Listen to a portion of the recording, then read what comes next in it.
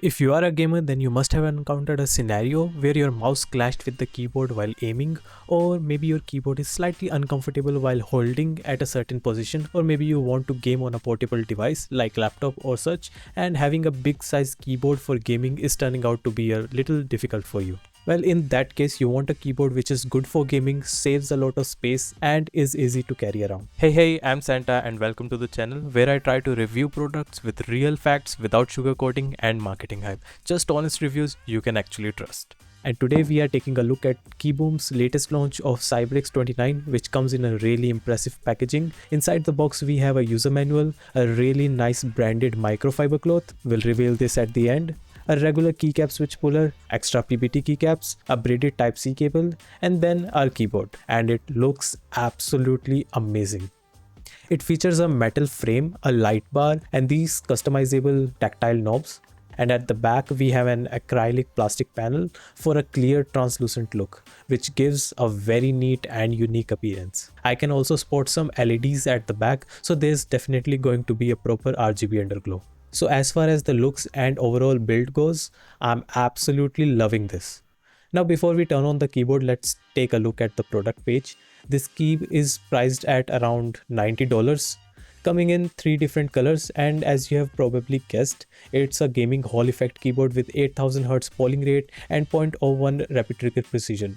3 customizable knobs and a 29 key half split keyboard design to save desk space and give you that aiming freedom. It also has 1 Poron form with Ortemu Hall effect switches, so yeah, I'm a little concerned about sound of this thing. It also comes with web-based software which is pretty basic and gets the job done, but might take some time to get familiar with the options and the layout of the software. Now let's do a quick sound test.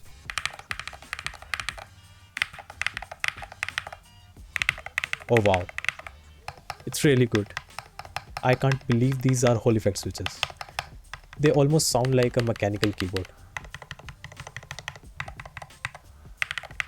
Wait, for a proper comparison, I'm also bringing in community favorite Ola F75 mechanical keyboard.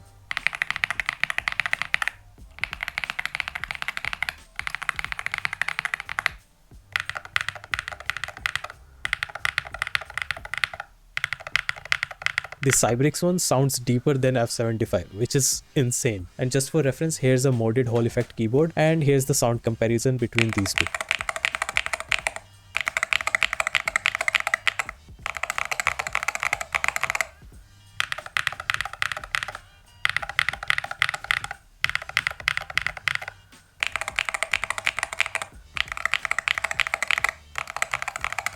I'm genuinely impressed with these switches, and I think I can blindly recommend these Hall effect switches to anyone. Now let's turn on the keyboard and have a look at this. It's simply amazing. The RGB is really good and bright. Here's how it looks in the dark, and we have a really nice LED glow going on at the front and rear, which looks really nice, no cap.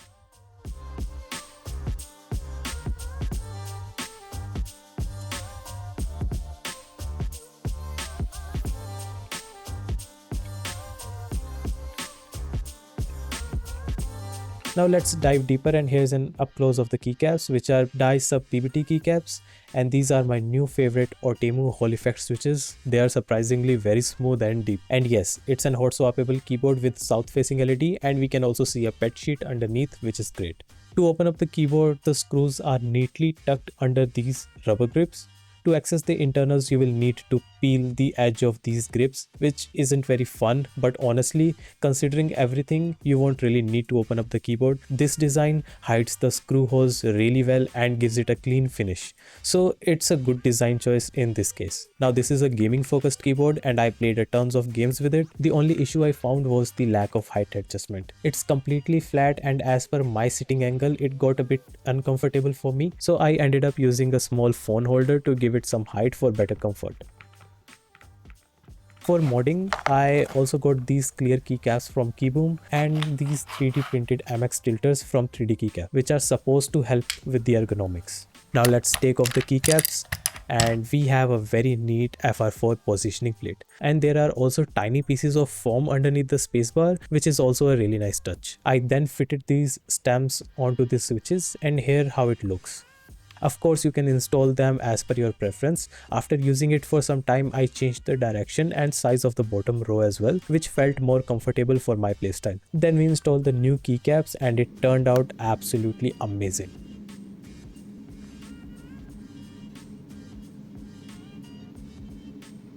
Do note that after adding the tilters, you can definitely feel some wobble. However, while gaming, my fingers were fixed in a place and I didn't feel much wobble except on the top row with the highest tilt. Now, as per my final conclusion, this is a really great keyboard for gaming with exceptionally good switches, and the compact design makes it very easy to carry around. I'm also using this board as my daily driver for gaming.